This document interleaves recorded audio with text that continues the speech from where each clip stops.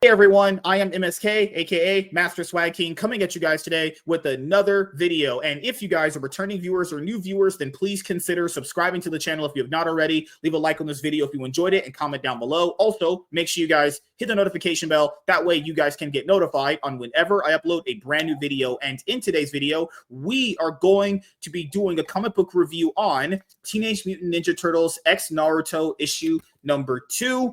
So if you guys have not had a chance to check out our comic book review on Teenage Mutant Ninja Turtles X Naruto issue number 1, I would highly recommend you guys go and check out our comic book review of Teenage Mutant Ninja Turtles X Naruto issue number 1. That way you guys can know how we felt about issue number 1, and you will have already been at the understanding of how we felt about the issue, because in issue number 2, things have definitely turned into a direction that was very good, but I do have some concerns for the last 2 issues of this crossover, because we know it's going to be a 4-issue miniseries crossover. So as you guys know, I love Naruto. I've watched Naruto literally like since it began here in America. I've been more of a fan of Naruto than Teenage Mutant Ninja Turtles. As you guys know, because I explained this in the previous comic book review of Teenage Mutant Ninja Turtles X Naruto issue number 1, that, with Teenage Mutant Ninja Turtles, it was mostly like I watched the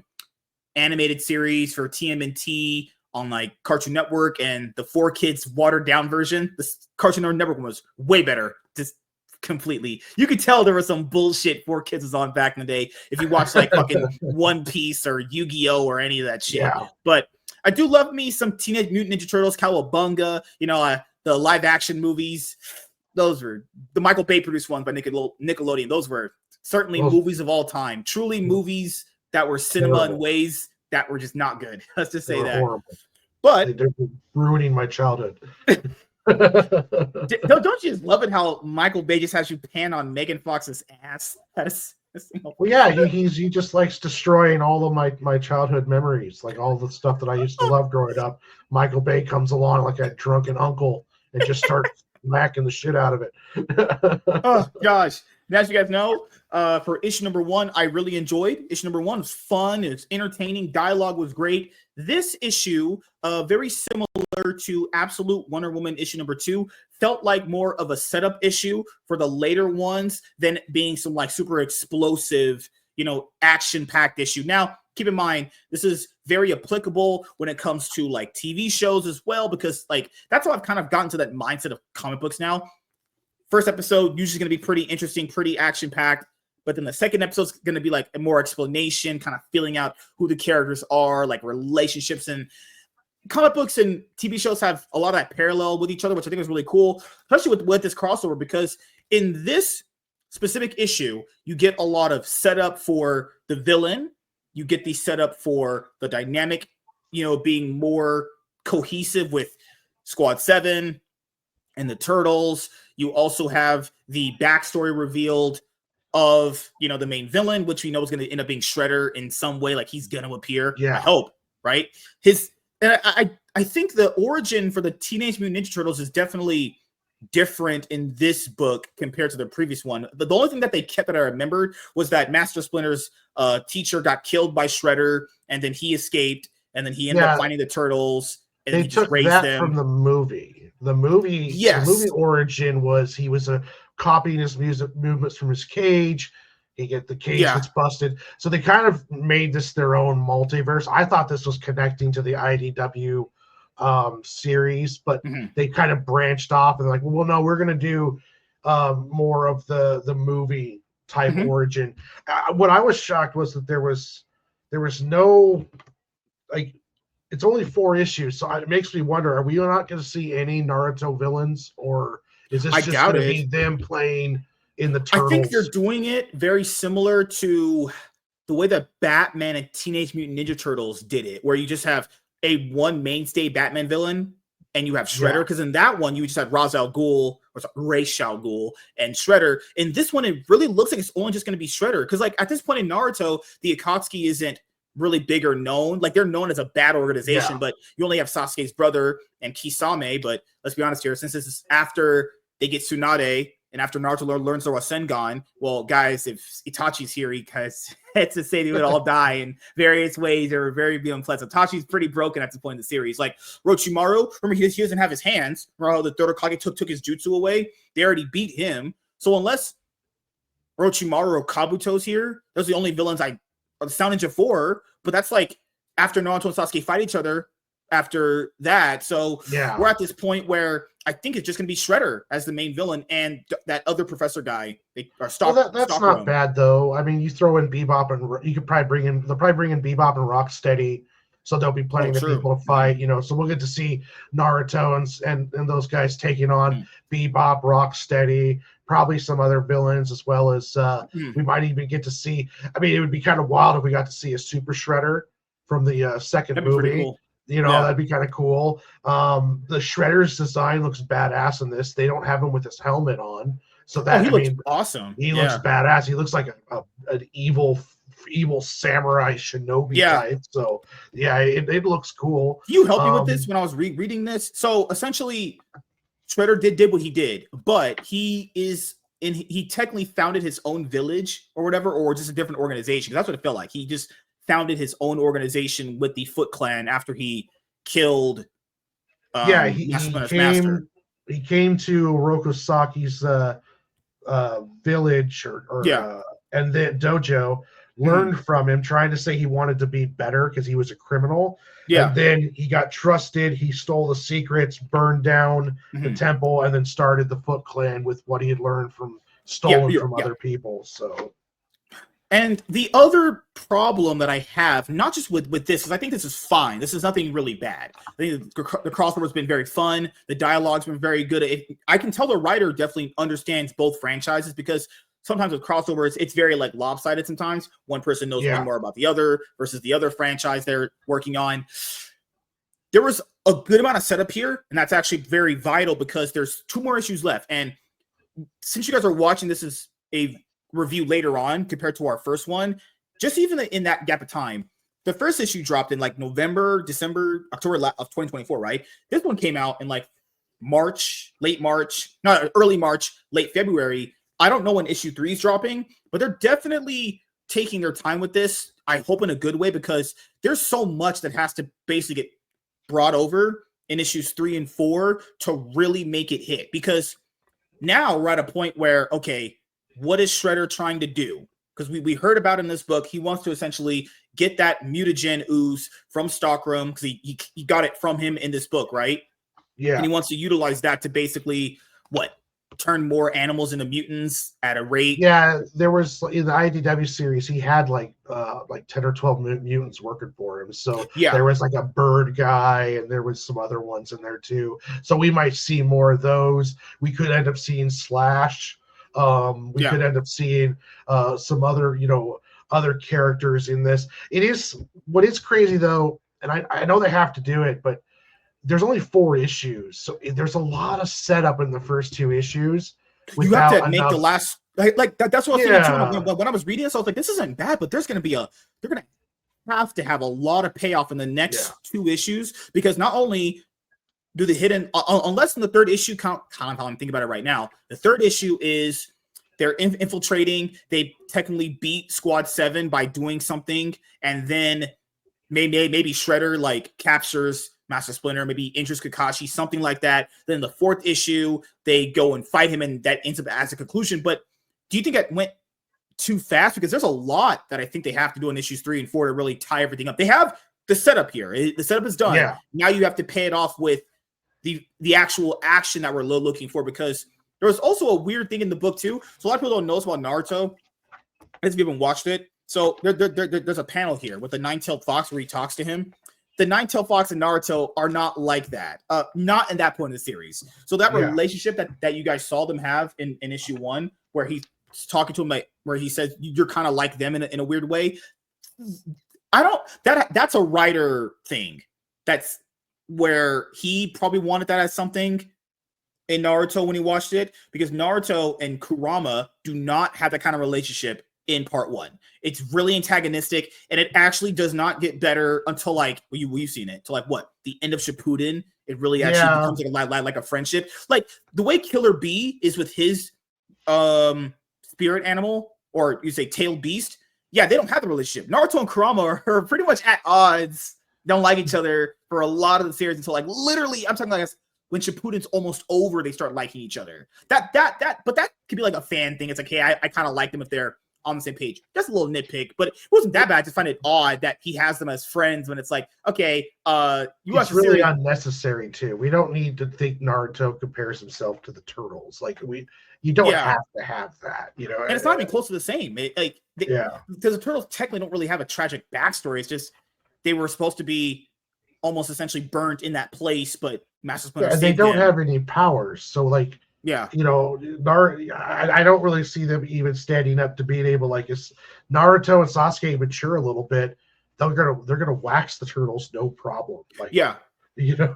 So I hope with issues 3 and 4 they're able to kind of push the story forward in issue 3, because how many pages was this? This was essentially, I think, 24, 28 pages. I think if you really want to push another it, like the next 6 ads in the back too. So I think issue 3 is gonna have to be a little bit bigger. You need to do like a little bit bigger size of an issue for issue 3. You're like gonna need Wonder at least Woman, 32 pages. Like Wonder Woman, it's okay because we know it's ongoing, so there's going to be 15, 20 issues or more. This one, it's like there's only 4, so it's like you guys don't take so much time setting up stuff that we already know. Like we know the origin of the turtles. They go through the origin of the turtles. Like that's like most of the book is the origin of the turtles, what April's doing, what's going on with like the clan, and all that. It's like, guys, we don't need to retell. We don't have to kill Uncle Ben every time we do a Spider-Man. But it's not like it's bad, but it feels like they're taking their time to basically retell shit that is just pretty explanatory for the turtles. Like Turtles' origins haven't changed in forever, honestly. The only one that you really need to explain is like Naruto, because that has the fucking convoluted things about how they do things in the series. And it's not even really convoluted as far as confusing. It's more like if you don't know what Naruto is, you would need to have that explained to you. That's just how it works. But Turtles is very simple. It's nothing super complex anyway, you know? And if you only have 4 issues, then it becomes an issue. Like this is by itself is not bad, but there's only 4 issues. So I'm like, unless you guys plan to do more than 4, like this is just 4 and then we're going to do another 4. This kind of feels like, you guys kind of need to speed it up a bit. Might be here because the next book is going to be 36 pages. Oh, okay. So I was thinking the same thing too. This needs to be more pages because the first 2 setup, introduction, giving you the feel of the world, how this kind of is playing with both franchises. The 3rd issue, I was like, man, that needs to be 36 pages. Like this was just basically, it ended so quick too, but it's not like it's bad, because the previous one this is 36 too. This didn't feel like 36 pages. Hold on. Well, it's 36 with the 6 pages of ads. Oh, yeah, you're right. So, they need to have less ads in issue 3. Because 1, 2, 3... Yeah, 3 pages were just ads. It's like, you could give me more story there. Come on. Like, that's ridiculous. I think it's ending off on issue 4. Let me go. Let me make sure I have issue 4. If you're talking about the comic with Sparkles, they use the black April in it. Yeah, she looks like here. She looks like the grown-up version of the one from the Seth Rogen movie Emily was talking about. Yep, this is the last issue. Yeah, paperback has it listed at 4 issues. So let's start going through this. That was my big concern right there. Is they need to just wrap it up in a nice way. Issue 3, you give that dynamic of basically kind of like how the Batman Teenage Mutant Ninja Turtles crossover went, where you had your setup. You got them equated. Part of the story, you have them essentially kind of eventually at odds in a weird way based off how they see things. That's how it needs to end. Basically, kind of when the Turtles let Batman get hit with that serum that they had in that crossover, and where he kind of wakes up and they're like at odds and they're arguing. That's where issue 3 needs to end. Them at odds, arguing based off of like how they would have did a scenario, how they would have played it out, because they're different types of ninjas. Then issue 4, come together, beat Shredder, it's over. If there's a lot of more setup in issue 3, that would be kind of. This shouldn't feel like 36 pages. If Shredder kidnaps Splinter, I imagine he is. There has to be, yeah. Either I wouldn't imagine them injuring Kakashi, but they might do a capture with him too, or it might be Kakashi left to deal with all these teenagers. Yeah, and that could be interesting too because he is a great teacher. So it would be interesting to see him keeping them all together, and then it's the raid on the Foot Clan's fortress in order to get Splinter back, and then that's where we see Bebop, Rocksteady, and some other Slash probably, and some other faces. So, all right, starting off from where we picked off, Kakashi and Master Splinter, obviously they know each other, they introduce to each other, and then basically Kakashi says that, you know, Master Splinter's master is Hamato Yoshi, and then Master Splinter talks about, hey, that was my master. He ended up dying a long time ago. The Turtles introduced themselves to Squad 7. Then after that, basically the Turtles take Squad 7 to their hidden lair. As you can see, when they're going to their hidden lair, there's, you know, the Foot Clan's following them, you know. And then after that, they end up landing in that sewer that they're all known for. They're in the sewer now. Yeah.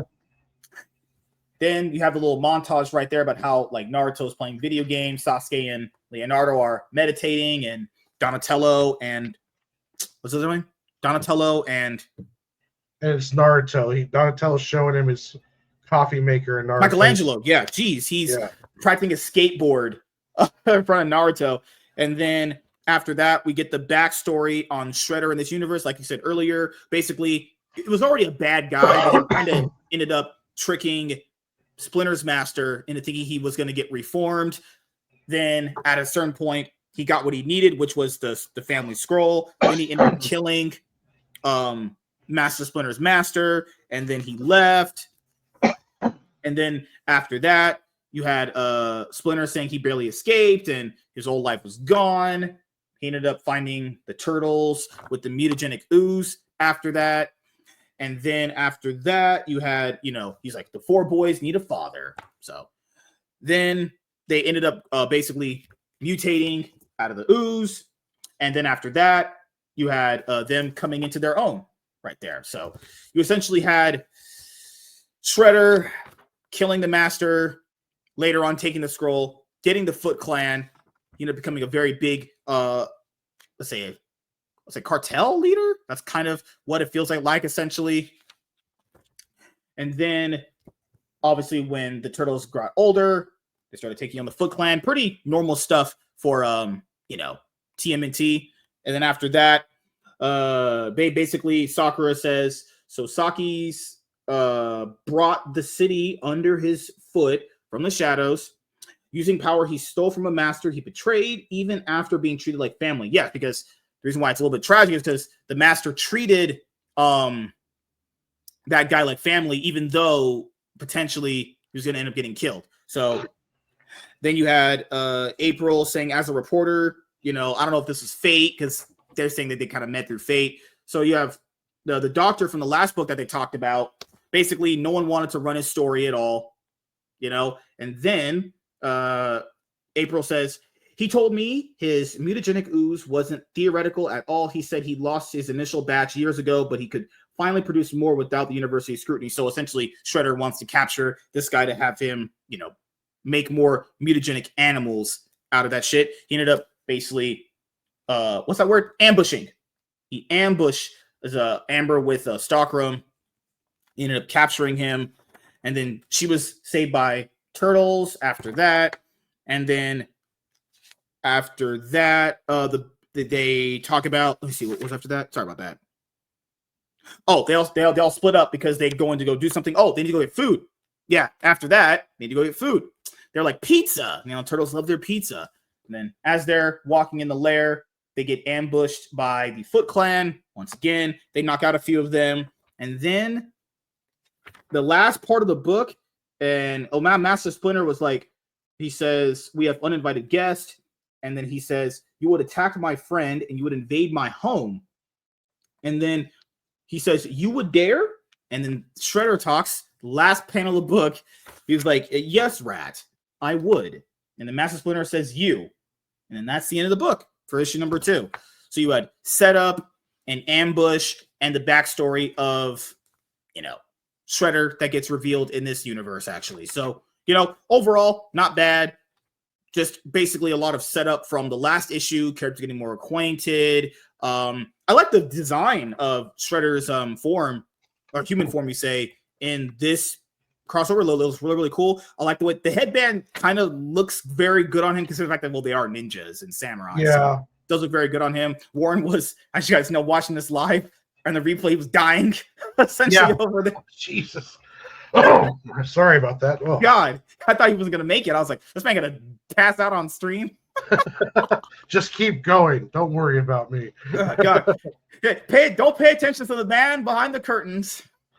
One thing I didn't mention last time too is like, how much of a bitch is April in this? Like, when they first met up, she's just like, sucks ass. I could explain what's going on, but I'd rather see you guys fight each other. And then she's just kind of a bitch to this whole thing. Like, Jesus.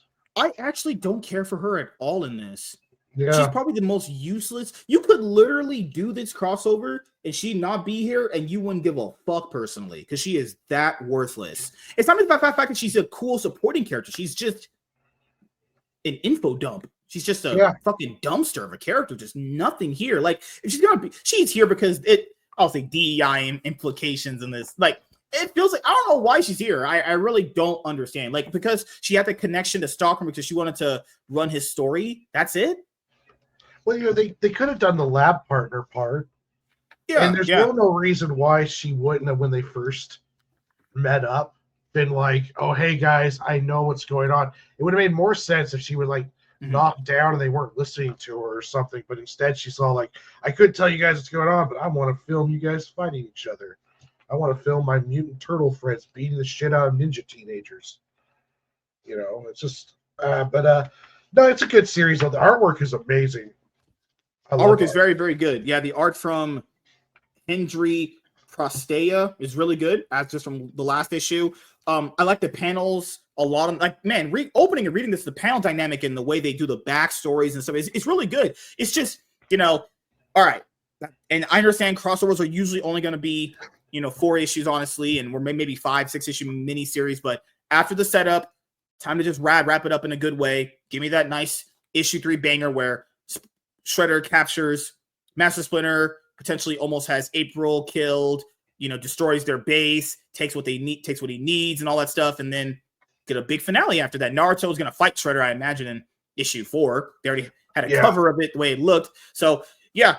That's how I think it's going to play out, but who knows? I could be wrong. Maybe IDW might hire me to write my own comic book series, and I go live in New York with illegal aliens. But then again, I wouldn't do that if you pay me $1 million to live in that dog shit ass fucking state. But yeah, what is your closing thoughts and opinions on Teenage Mutant Ninja Turtles X Naruto issue number 2? Yeah, it's good. Well done, well written. Not well. It could be better. I feel like it's moving a little bit too slow, but at the same time, it's a nice little reimagining, and it was a fun read. I liked watching the turtles interact with the kids, yeah, it's all around a good series. Definitely worth reading. And if you want to wait to graphic novel, I think it'd be a good pickup in graphic novel also. Yeah, it probably even flows better if it's in a graphic novel format or trade paperback, because you're going to get all of it at once. But yeah, oh god, I know they're not going to do this at all, and I it's just me. Ads and comic books have always never made me happy. With more modern comic book stuff, ads are mostly in the back now, which is good. But man, 3 whole pages on ads. So you have all the covers. That one's cool if you want to have that. But at that point, you just end it, honestly. No, you have more ads. New Godzilla series. One's going to be based off of Mothra. And then there's going to be one for, another ongoing series with TMNT. They're promoting the Godzilla versus Power Rangers 2 crossover. I have to get that. I bought the first trade for it. I haven't read it yet, but at some point they have more Godzilla stuff, and that's the rest of the ads, honestly. But that is just 4 or 5 pages. It's wasted on all these goddamn ads. Apparently, Godzilla is going to take on Chicago as part of the Godzilla versus America series. So, oh, good Lord. Sorry, Windy City, but you guys are apparently on Godzilla. Why do they get? What's crazy, man? For Sonic, because they talked about this in the last issue when it came to the ads. Sonic is going to eventually be at 100 issues come 2026. Awesome. Okay, why is that not promoted here, IDW? Sonic literally is your biggest IP next to TMNT.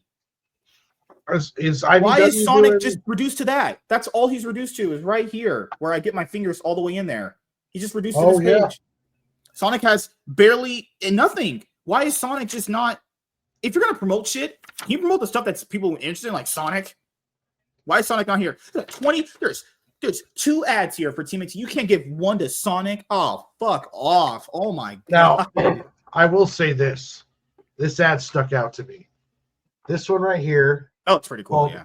Godzilla Heist. The idea of like a heist movie done in a city that just so happens Godzilla's going through. That is a perfect movie written right there. Like a good old Ocean's 11 type kind of heist movie, but just so happens that going through the city is Godzilla. That, to me, that's like, okay, I'll read that. Yeah, even this one is cool, like Godzilla versus America, whatever. All that sounds kind of cool, but like, damn, they're really Godzilla's going to get Turtles. shot in Chicago. That's not going to end well for him. They're really trying to promote, goddamn, like TMNT and everything. You know, that's probably their biggest selling IP. Has to be, because they just keep TMNT is their only massively successful IP. That's why it's in everything.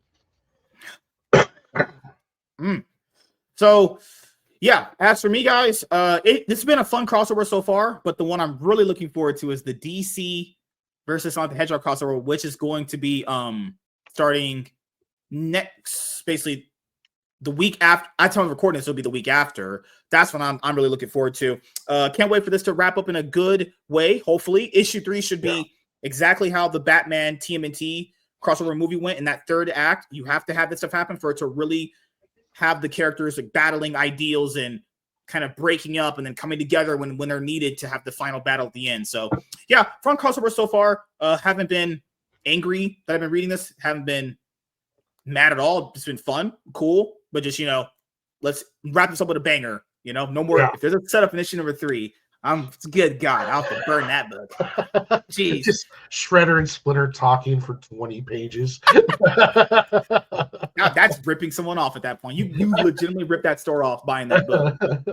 But yeah, hopefully we get more of this. Maybe I would imagine that this sold very well. They're gonna do another one, but this has been coming out so late. Because I remember when we once said before we had other review, when is the next one dropping? Because there was such a gap between issue 1 and 2. This next one that I'm looking at drops. That doesn't say. Oh, it's right here. This next one drops the 26th. Oh, wait, that's coming out very soon then. Okay. I wonder why the gap between the 1 and 2.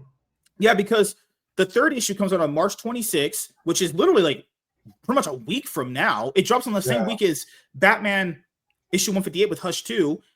This issue came out January 22nd, 2025. So we had literally a month gap before the issue 3. And then issue 1 dropped November 20th, 2024. Damn, these gaps are huge. Yeah. Fuck.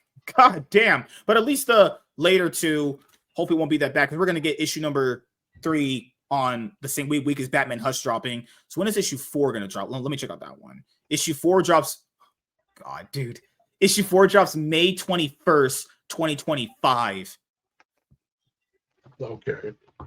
That's crazy. So we're going to get what, almost 2 months in between 3 and 4? Good, man. That issue 3 better be fucking banger, because issue 4 is coming out literally in May 21st. That's like the 3rd week of May. The trade has this being listed to come out on October 7th. So, man, they're really taking their time with this crossover. So at least it's good. This is a bad crossover. I'd burn this fucking book.